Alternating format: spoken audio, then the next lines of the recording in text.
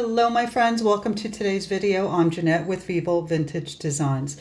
Before we get started with this video, I wanted to say thank you to all of you for your kind words left in the comments in my previous video. Your words were very encouraging and very heartwarming, so thank you very much. Okay. So fall is here and I thought it would be fun to show you how to draw these cute little fall doodles so you can add them to cards, maybe make a coloring page for a child. They're really fun. I use them in my bullet journal. So you're going to need some inexpensive paper. It can be watercolor paper. Canson Excel would be perfect for this, or even copier paper, whatever you have on hand. We're going to need a pencil and a fine liner as well as an eraser. And the first one we're going to start with is this cute little mug of hot chocolate. So we're going to draw a rectangle with curved corners. And then in the middle, we're going to draw a curved line. Very simple. Add in our handle, and then we're going to use that top guideline to create scallops for our whipped cream. And then to create the swirls in the whipped cream, all you're going to do is draw some curved lines. Simple, just like that. Then we can use our fine liner. And here is your opportunity to refine your lines, anything that you didn't like, before you make it permanent. So just go around and follow your guidelines. I really do recommend using a pencil to draw these to start with and then going over it with the liner. So now we're going to draw this adorable little hat. We're going to create almost like a half of an oval. We're going to create a curved line at the bottom. And then for the rim, we're just going to draw two lines on either side and a curved line at the bottom. For the pom-pom, just some little sketchy little lines. And now for the rim of the hat, I'm drawing these curved lines and I'm making sure that I follow the shape of the hat. And then you can add a design in the center if you like. And notice as I use the liner to outline these, how I'm curving the lines on the rim.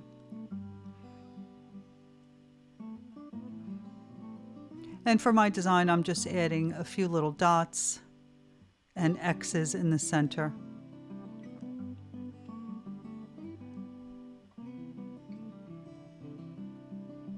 Now we're going to do an acorn. For the acorn, we're going to draw an oval again and put a curved line almost at the center.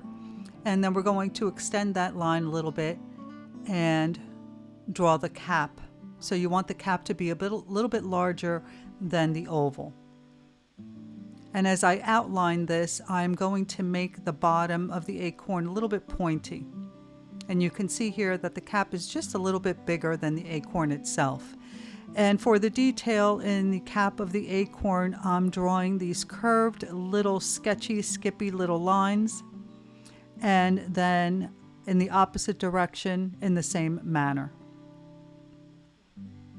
Then to show that the acorn is curved, I'm just going to add a little bit of lines here and there, skippy, sketchy little lines, really simple. Now let's draw this adorable pie. We're going to draw an oval. And then we're going to draw a curved line almost in the center. And then using that line, we're going to use it as a guide and we're going to draw a scallop on the top and bottom of that line. Then we're going to create some lines on the side there and we're going to angle them inward and then draw a curved line at the bottom. Now we're going to draw the little cuts that you make in the top of the pie. And then for the pie tin, we're going to draw these lines and make sure that you angle them in the direction of the pie tin. So now let's outline all of this. And if you don't follow your scallops exactly how you drew them with the pencil, it's okay. The pencil lines are just there as a guide. And as I fill in this pie tin, notice how I change the direction of the lines. And then to make a little steam coming from our pie so it looks like it just came out of the oven, I'm going to draw a couple of little S curves like that. One in the center is larger and the two on the sides are a little smaller. Now let's create this cute little honey pot. I'm going to draw an oval, and I thought this was a little too long, too tall, so I erased it and made it a little squattier. So you can see here, it's almost like a square with rounded corners. I'm drawing 2 lines, an oval at the top for the opening. And then for the skirt, you can see I'm angling these lines outward and then just a little wiggly line across. I'm drawing in a base 2 lines and a curved line at the bottom. So you can see again, this is your opportunity to refine your drawing. And very simple. I'm drawing a little ribbon there. And now to make this look like fabric, I'm going to draw these little lines, and I am flicking the pen so that I don't get blunt tips at the ends of my lines. So make sure that you do that as well. Then you can write honey on the jar, and then to draw the honey dipper, we're going to draw a rectangle with the rounded corners, the handle, and a little circle at the top, and then just some little lines. And there you have a cute little honey dipper. Now let's do this adorable sweater. We're going to draw a rectangle with curved corners. And we're going to make it a little bit wider at the bottom and more narrow at the top, like you see here. Then we're going to draw 2 lines for the collar, and then a curved line at the bottom. And you can see this is just a bunch of curved lines. And we're going to add some ribbing to the cuffs and the collar.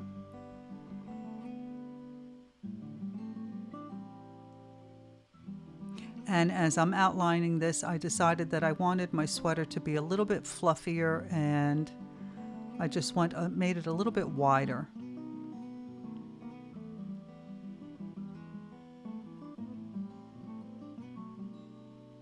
And this is great for the holidays. You can do a Christmas design on your sweater and add it to a card, and it would be so adorable.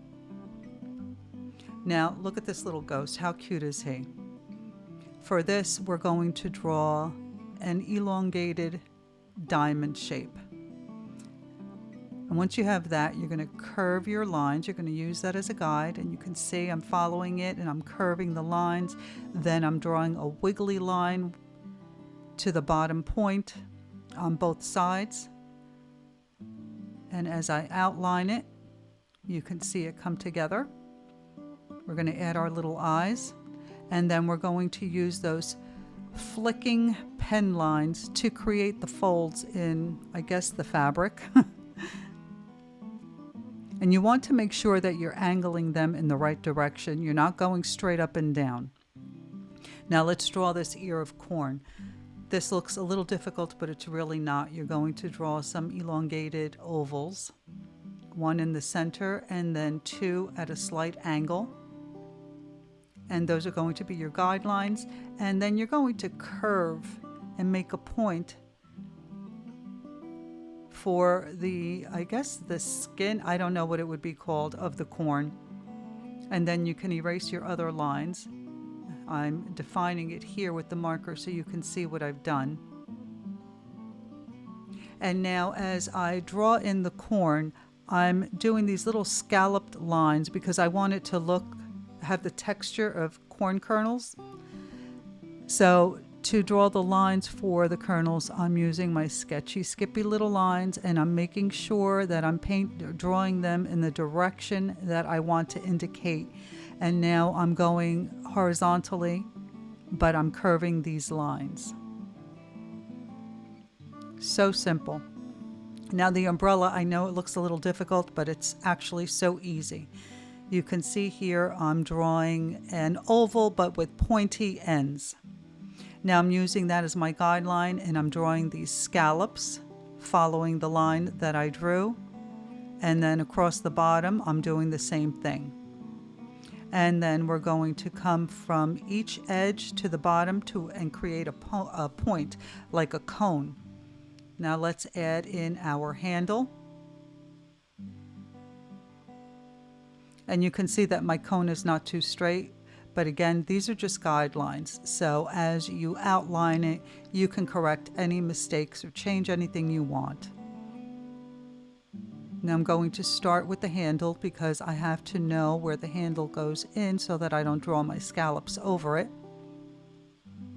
And then from the peak of each of the scallops, you're going to draw a line down to the bottom. And then on the inside, you're going to draw the lines as well, making sure that you're almost angling them as though you're going straight down to the bottom. And there you have an umbrella. How easy is that? Now let's do this cute little sunflower. This is really simple. We're going to draw an oval and add our petals. This one is almost too simple. Let's add our stem and a little leaf. And now let's outline all of that.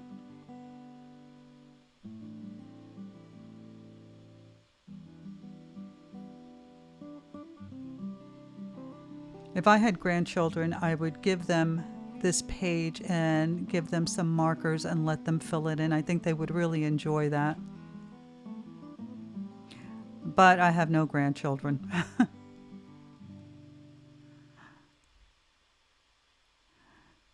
Now this jar is one of my favorites. So for this one, we're going to draw a rectangle with rounded corners again. We're going to add 2 lines for the opening, curve a line at the bottom, and then from the mouth of the jar, we're going to draw lines to the guidelines that we drew.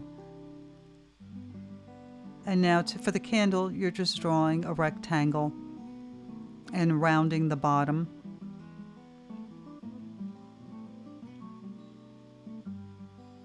And make sure to draw an oval for the opening of the jar. And I want it to look like a mason jar, so I'm going to add some little lines up there. And now you can see it's coming together, how adorable this is. And I'm drawing my candle to show like it's burning unevenly. And I added my little flame and I'm adding a couple of lines for a little highlight there, a little reflection. And this is what I call my garbage bag pumpkin, because it looks like it's the shape of a garbage bag. So that's what you're going to do. You're going to draw the shape of a filled garbage bag. Then you're going to add your stem. And now all you have to do is outline this. And we're going to use those flicky little lines again. And make sure you keep them going in the shape you want to indicate for the pumpkin itself. So you can see how easy is that. And when I add the blue marker to it, it really comes alive. This is one of my favorite pumpkins. Now let's draw our typical pumpkin. So again, we're going to draw the shape of a filled garbage bag. We're going to add our stem, and beginning at the stem, we're going to start drawing lines and bring them to the bottom and make sure that the bottoms are curved. And you can add as many or as little of these as you like, and you can even draw your pumpkin a little bit shorter.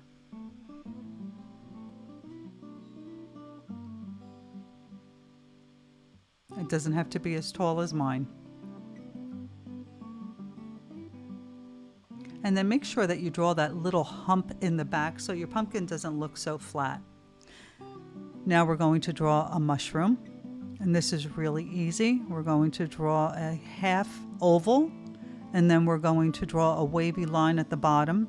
And now for the stem, you want it to be more narrow at the bottom. I mean, rather at the top where it meets the cap, and then a little bit wider at the bottom. And now I'm going to add these irregular little circles. And I'm going to outline them all.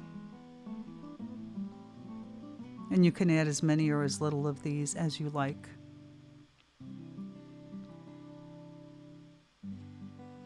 Now I don't think I really need to show you how to draw this leaf. It's pretty simple. But you're drawing an upside down heart. Add your stem, add a few lines, make sure they're uneven. I think that adds more cuteness to it. And now for our donut, we're going to draw an oval. And then closest to the top, we're going to draw another oval. And then we're going to draw some wiggly lines for the frosting.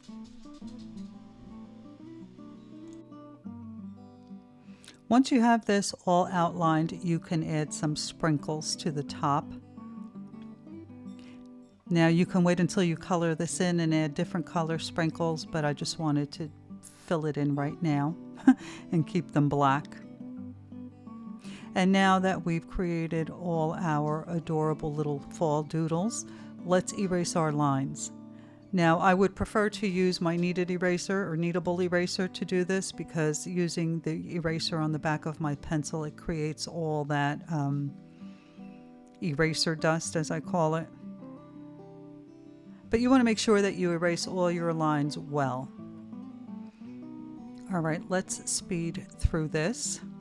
And once you get all your eraser marks, or rather your pencil marks erased, grab your alcohol ink markers. Now we know that the whipped cream is white, but I'm going to add a little bit of yellow. And then I'm going to use a light blue marker. These are alcohol ink markers. And I'm just going to create a little bit of shadow here and there on the whipped cream. You don't need to add a lot, just a couple of little lines here and there. And then I'm going to use this light pink color and then switch out to the light blue and create some more shadows in my cup. And there we have our cup of hot chocolate. Now for the hat, I'm going to use a light pink marker to start with. And I'm going to fill it all in. And then I'm going to grab a darker pink and do the pom-pom and the rim of the hat. Now for the acorn, I use the light pink. I'm just using the markers that I have. Of course, use whatever colors you like. And for the top of the acorn, I left some white space. Then I picked up the brown marker and I tapped in a little bit of color. Not too much, because I didn't want to lose the detail. Now for the pie tin, I'm using the gray marker, and you can see I just went over the lines that I created for the tin. I'm using the light pink to fill in the pie and the crust, and then I'm using a darker pink or an orange marker maybe. I think this one's marigold, and I created a little bit of shadow by adding a few little lines here and there. And then I filled in the openings on the pie crust and left a little white space. Now for the honey jar, I used the light pink marker, and you can see I'm not filling it all in. I'm just going over some of the lines that I drew with the marker.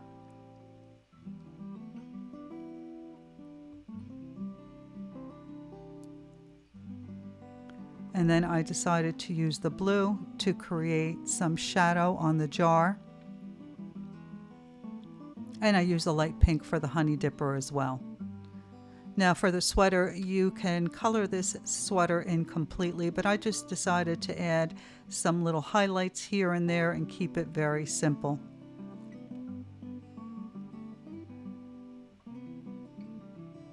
Now for the ear of corn, I use this light yellow color, which is kind of dry, but I tried to squeeze out what I could. Then I used the color marigold again, and I drew a couple of little lines in there for a little bit of shadow, and then used the green. And I forgot to add these little I don't even know what these called, the shell of the corn, the husk of the corn. I added a few more in the background. Now for the umbrella, I decided to use the light blue, and I'm just going to leave some white space. I'm just going to draw some lines all the way down to the tip. Then I'm going to use this gray color and create a little bit of shadow on the handle and a little bit of lines in the umbrella itself. And of course for the sunflower, I'm using the color marigold, and I decided to use orange, and I'm just putting some dots in the center, and then green for the stem and the leaf. And now because our ghost is white, we don't want to color him in. You can see what I did here is I used the light blue marker and I just flicked my wrist, created some lines, and went over the lines that I drew with the marker and added a little bit of shadow here and there, and that's all you need for the ghost. And I did the same for the pumpkin. I colored the stem in green, and then I used the marker, the light blue marker, to go over the lines that I drew with the fine liner. And you can see how cute that looks. Now for our segmented pumpkin, I'm using the color Marigold, and you can leave some white space if you like. And then I'm using a deeper orange to create a little bit of shadow in those indentations created by the segments. And then adding a few of those skippy, sketchy little lines to create a little texture as well. Now for our jar, we're going to use, I'm using the light pink to color in the candle, and then I'm going to use that light blue. Where is it? Oh, let's color in our flame first. I used a little orange and a little red to color in the flame. And then I'm going to use the light blue marker to create a little shadow and a little reflection on the jar, and that's really all that you need. This light blue marker is fantastic for this. Now for the mushroom, I have two shades of red, one lighter, one darker. I'm going to use the lighter one to fill in the cap, making sure that I stay away from those white dots that I created.